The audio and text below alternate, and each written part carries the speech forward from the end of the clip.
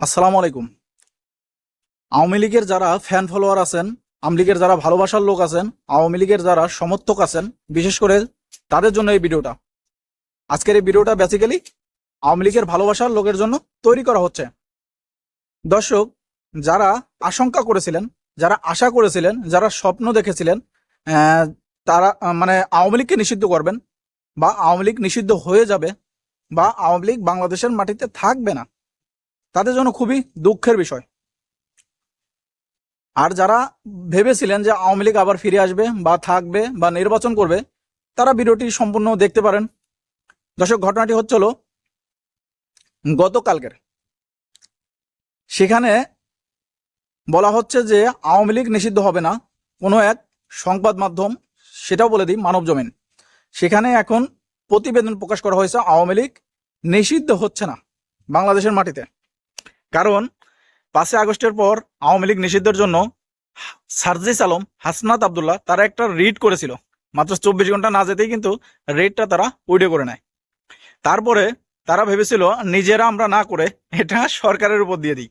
তখন তারা সরকারকে ডক্টর মোহাম্মদ ইউনূসকে আওয়ামী লীগের নিষিদ্ধের জন্য বিভিন্নভাবে চাপ দিতে থাকে, কিন্তু বিএনপি সেখানে না বলে। কারণ তারা জানে আওয়ামী লীগকে নিষিদ্ধ করতে গেলে বা করলে কোনো কিছুই হবে না, শুধু নামে মাত্র নিষিদ্ধ থাকবে, কোনো কিছুই হবে না। কারণ কোনো ব্যক্তি যেমন সার্জিস হাসনাত তারা ভেবেছিল যে আমরা যদি আওয়ামী লীগকে নিষিদ্ধ করে এরকম ঘোরাফেরা করে আমাদের উপর আরো চাপ আসতে পারে, এজন্য সরকারের উপর দিতে গেছে। তখন সরকারও একটা বিরক্ত বা বিব্রতকর অবস্থার মধ্যে পড়ে গেছে, সেও নিষিদ্ধ করতে পারলো না।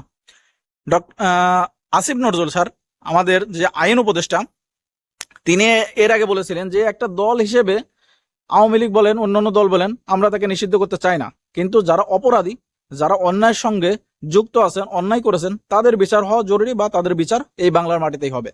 এটা আসলে আমিও বিশ্বাস করি, আরেকজনও বিশ্বাস করে, আরেকজনও বিশ্বাস করে যে যে অপরাধী তার বিচার হবে, সে যে দলেরই হোক না কেন। কারণ আমি আওয়ামী লীগ করি, আরেকজন বিএনপি করে, আরেকজন জামাত করে, আরেকজন জাতীয় পার্টি করে, আরেকজন গণ অধিকার পরিষদ করে, তারা অন্যায় করবে, রেহাই পেয়ে যাবে, এটা আমিও চাই না বা বিশ্বাস করি না।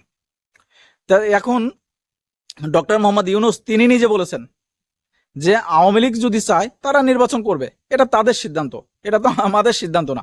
এক সাংবাদিক কিন্তু প্রশ্ন করেছিলেন যে স্যার, সামনের নির্বাচনে আওয়ামী লীগ থাকবে কিনা। এই কথার পরিপ্রেক্ষিতে তিনি এই কথাগুলো বললেন যে আওয়ামী লীগ থাকবে কিনা সেটা তাদের সিদ্ধান্ত, নির্বাচনে তারা থাকবে কিনা এটা সরকার কিভাবে বলবে। কিন্তু যারা অপরাধী আছে তাদের বিচার হবে, সেটা আমরাও চাই। যদি হাসিনা, তারপরে বড় বড় যারা নেতা আছে, ওবায়দুল কাদের, আসাদুজ্জামান খান কামাল, মাহবুবুল আলম হানিফ, জাহাঙ্গীর কবির নানক, যারা বড় বড় নেতা তাদের নাম বলতেছি, তারা এখনো ধরা খায়নি। আর যারা ধরা খেয়েছে তাদের তো বিচার হচ্ছে বা তারা শাস্তি পাচ্ছে। আর যারা এখনো ধরা খায়নি তাদের নামে অনেক মামলা আছে, যদি তারা অপরাধী হয়ে থাকে ধরা খাওয়ার পরে বা গ্রেপ্তার হওয়ার পরে তাদের বিচার হবে, এটা স্বাভাবিক। তাই এখন যদি আওয়ামী লীগ বাংলাদেশের মাটিতে নিষিদ্ধ না হয়, তাহলে কিন্তু এই দায়টা পরে বিএনপির উপর চলে যাবে। কারণ এই সরকার, যেমন এই ছাত্ররা দায় দিয়েছে সরকারের উপর যে সরকার এই দলকে নিষিদ্ধ করতে পারে নাই, কিন্তু এই সরকার দায় দেবে কাদের উপর জানেন? বিএনপির উপর, যে বিএনপি এই দলকে নিষিদ্ধ করতে দেয় নাই। এখন বলা হচ্ছে যদি আওয়ামী লীগকে নিষিদ্ধ না করা হয়, তাহলে কি সামনের নির্বাচনে আওয়ামী লীগ কনফার্ম থাকবে কিনা? হ্যাঁ, আওয়ামী লীগকে নিষিদ্ধ না করা হলে সামনের নির্বাচনে অবশ্যই থাকবে। কারণ যে দলকে, যে রাজনৈতিক দলকে আপনি নিষিদ্ধ করেন নাই, নিবন্ধিত দল, যার নিবন্ধন নাই তার কথা বাদ দেন, কারণ আওয়ামী লীগ একটা বড় দল, তার নিবন্ধন আছে, সেও অনেক আগে থেকে বাংলাদেশের মাটিতে আছে, তার নিবন্ধন আছে, তার নিবন্ধনও বাতিল করা হয় নাই।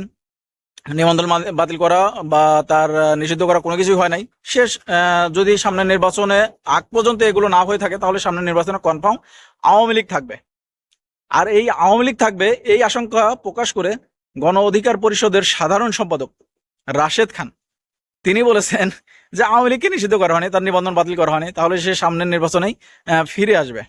আর ফিরে আসার পরে তখনই সে বিরোধী দল হবে, বাংলাদেশের বিরোধী দল হবে, ক্ষমতাধর একটা দল, তারা সংসদে থাকবে, দেশ চালাবে। বিরোধী দল তারাও সংসদে থাকবে, কিন্তু তারা দেশ চালাতে পারবে না বা তাদের ওই ক্ষমতা থাকবে না, তারা বিরোধী দল হিসেবে শক্তিশালী অবস্থানে থাকবে। আওয়ামী লীগ যদি বাংলাদেশের অবস্থানে বিরোধী দল হয়, তাহলে আওয়ামী লীগ অনেক বড় শক্তিশালী দল হবে, সামনের 5 বছর পরে তারা আবার ক্ষমতায় আসার আশঙ্কা রয়েছে, এটা কিন্তু তিনি বলেছেন। তাই এরকম কিন্তু এখন সবাই মনের আশঙ্কা প্রকাশ করতেছেন। তবে যারা আওয়ামী লীগের সমর্থক আছেন, ভালোবাসার লোক আছেন, আপনারা একটু নিশ্চিন্তে থাকতে পারেন যে সামনের নির্বাচন পর্যন্ত এই সরকার থাকা অবধি আওয়ামী লীগ নিষিদ্ধ হবে না, কারণ এই সরকারও সেই দায়টা নিজের উপর নিতে চাইবে না। এই সরকার এখন দেখতেছে দায়টা বিএনপির উপর দেওয়া যাবে, শুধু শুধু আমি এই ঝামেলার ভিতরে না যাওয়াই ভালো, এরকমই কিন্তু তিনি ভাবতেছেন। তা এখন যদি বিএনপি আবার যদি তোলে যে আওয়ামী লীগকে আমরা নিষিদ্ধ করব, সেটা কিন্তু অন্যদিকে চলে যাবে, কারণ তারা এর আগে বলেছেন যে কোনো দলকে একটা ব্যক্তি একটা সরকার নিষিদ্ধ করতে পারে না, দলকে নিষিদ্ধ করবে দেশের জনগণ। জনগণ যদি সেই দলকে প্রত্যাখ্যান করে, সেই দলের নির্বাচনে ইস্তেহার গ্রহণ না করে, তাহলে সেই দল এমনি নিষিদ্ধ হয়ে যাবে, সেই দল এমনি নিঃস্ব হয়ে যাবে। শুধু শুধু আমরা তাকে নিষিদ্ধ করব কেন? এটা কিন্তু বিএনপি বলেছেন।